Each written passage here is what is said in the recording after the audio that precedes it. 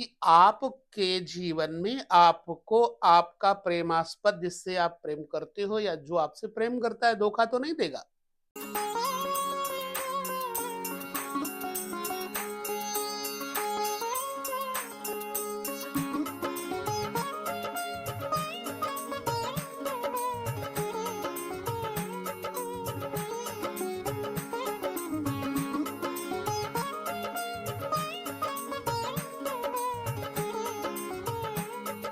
लगभग लोगों का एक प्रश्न रहता है प्रेम विवाह। आजकल के जनरेशन में प्रेम विवाह मानो एक खिलौना बन के रह गया हो।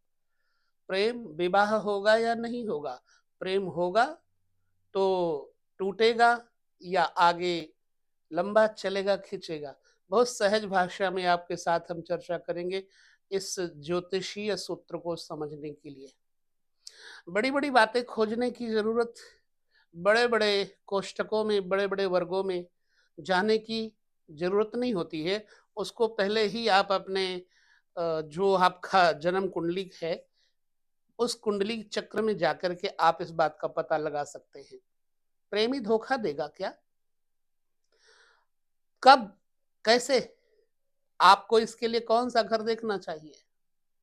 प्रेमी को आप धोखा देंगे? क्या? चलिए इस पर चर्चा कर लेते हैं।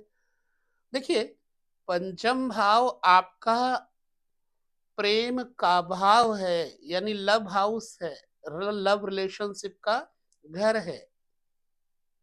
अब अगर पंचम भाव में कोई शुभ ग्रह, शुभ ग्रह कौन से हैं भाई? देखिए, बृहस्पति को शुभ कहा गया है और शुभ चंद्रमा पक्ष बली होने पर चंद्रमा को शुभ कहा गया है। बुध को शुभ कहा गया है, शुक्र को शुभ कहा गया है। शुक्र ग्रह प्रेम का प्रतीक है, बुध ग्रह बुद्धि का प्रतीक है, बोध कराता है, और बृहस्पति धर्म का प्रतीक है। ठीक। और चंद्रमा सौम्यता, शांति प्रियता और सौंदर्य का प्रतीक है, चंचलता का प्रतीक है। आपको पंचम घर से देखना है कि आपके जीवन में आपको आपका प्रेमास्पद जिससे आप प्रेम करते हो या जो आपसे प्रेम करता है धोखा तो नहीं देगा। आपको पंचम भाव के स्वामी को देखना होगा। पंचम भाव का स्वामी पंचम में बैठा है, दैट्स गुड। अब पंचम भाव के स्वामी के ऊपर प्रेमास्पद संबंधियों की स्थिति मजबूत बन रही हो। सप्तम भाव आपका विवाह का भाव है, यह भी आपको बता देता हूं। पंचम भाव में शुक्र का बैठना जातक को प्रेमी बनाता है, कल्पनाशील बनाता है। जातक प्रेम में पड़कर कुछ भी कर सकता है, किसी हद तक गुजर सकता है, यानी वो मजनू की तरह। चलिए, अब पंचम भाव में यदि शुक्र बैठा हो, वृष का बैठा हो, तुला का बैठा हो, तो निश्चित बात है इस व्यक्ति को प्रेम भी होगा और सच्चा प्रेम होगा। अब यदि इसी शुक्र के ऊपर चंद्रमा की स्थिति मजबूत हो जाए या नवम भाव की स्थिति मजबूत हो जाए, नवम भाव जब मजबूत होगा तो आपका प्रेमी जो आपसे प्रेम करता है, निश्चित बात है कि आपसे मजबूत सच्चा प्रेम करेगा। अब नवमेश और पंचमेश की मित्रता के ऊपर बड़ा कुछ निर्भर करता है।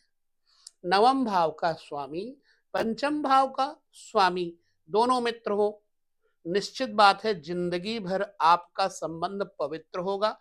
विवाह हो या ना हो, प्रेम रहेगा और उसकी शादी के बाद भी प्रेम रहेगा। दूसरी बात, अब अगर नवम भाव और पंचम भाव दोनों एक दूसरे से दृष्ट हैं, नवम भाव का स्वामी मान लीजिए पंचम भाव में तुला का शुक्र बैठा हुआ है, राइट? तो अब यहां पर तुला में जब शुक्र बैठे होंगे तो जाहिर सी बात है कि पंचम के स्वामी शनि हो जाएंगे, अष्टम और पंचम के स्वामी। अब यहां आपको देखना है शनि की कंडीशन। एग्जाम्पल के लिए बता रहा हूं, अगर शनि आपके तुला में बैठे हैं और कहीं शनि तुला लग्न में शुक्र के साथ ही बैठे होंगे, तो प्रेम विवाह में पवित्रता भी रहेगी। चलिए, कहीं बृहस्पति जो कि सप्तम भाव का स्वामी है, वह शुक्र के साथ बैठा हुआ होगा, तो अब आपका विवाह उसके साथ होगा जिससे आप प्रेम करते थे, तो प्रेम में आपको धोखा नहीं मिलेगा। अब किस पोजीशन में धोखा मिलेगा यह देखना होगा। पंचम भाव प्रेम है, पंचम भाव के साथ अगर अष्टमेश अष्टम भाव के स्वामी ग्रह की दृष्टि हो जाए तो आपको धोखा मिलेगा। दूसरा, छठे भाव के स्वामी की दृष्टि अगर पंचमेश के साथ हो जाए तो आपको धोखा मिलेगा।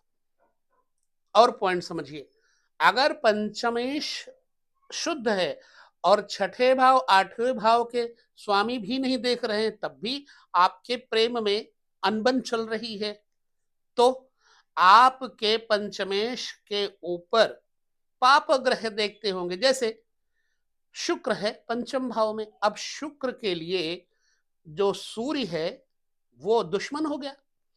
अगर ऐसी कंडीशन में सूर्य भी सातवें घर पांचवें घर में शुक्र बैठा है और 11वें घर में सूर्य मेष का बैठा हो, अब मेष का सूर्य बैठ करके ठीक पंचम प्रेम भाव वाले भवन पर, हाउस पर अपनी दृष्टि डाल रहा है, तो विवाह में बहुत बड़ी अड़चन आएगी। और वो अड़चन किसकी तरफ से आएगी? आपके घर वालों की तरफ से आएगी, आपके पिता की तरफ से आएगी, अथवा लड़की के पिता की तरफ से आएगी।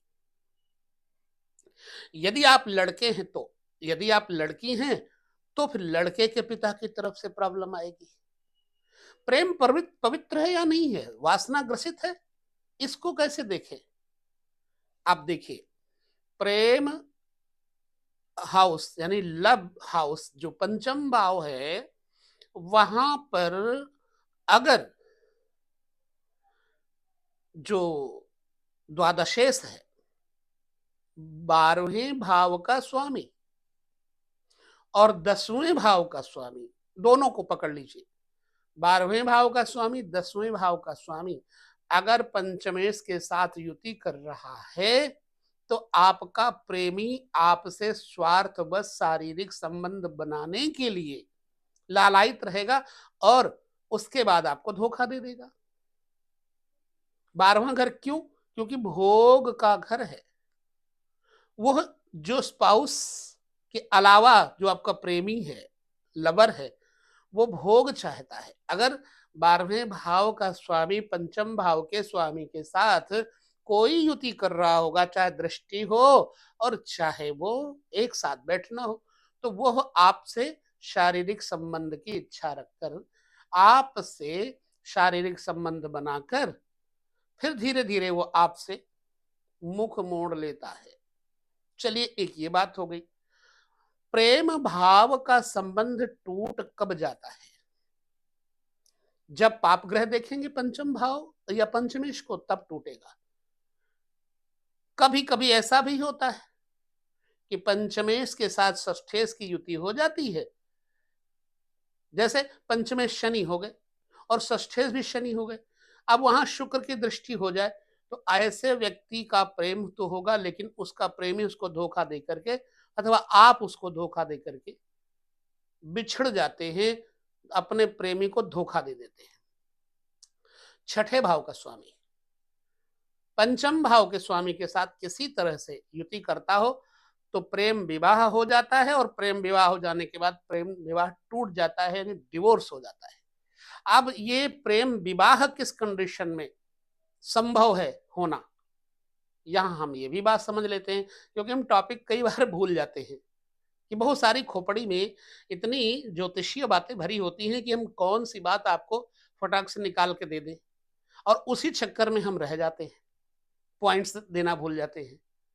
शायद मैं ये कहूंगा कि ये मेरी मूर्खता है, अनपढ़ता है, या फिर बहुत सारी बातें हमारे ज़हन में भरी हैं, उनको जल्दी निकाल के देने की अभिलाषा है। चलिए, सप्तम भाव, पंचम भाव के स्वामी एक साथ कहीं पर बैठे हों, तो ऐसे व्यक्ति का विवाह होता है, वो भी प्रेम विवाह होता है, लव मैरिज होती है। लव कम अरेंज, घर वालों के साथ तालमेल होकर के विवाह करने को लव कम अरेंज कहते हैं।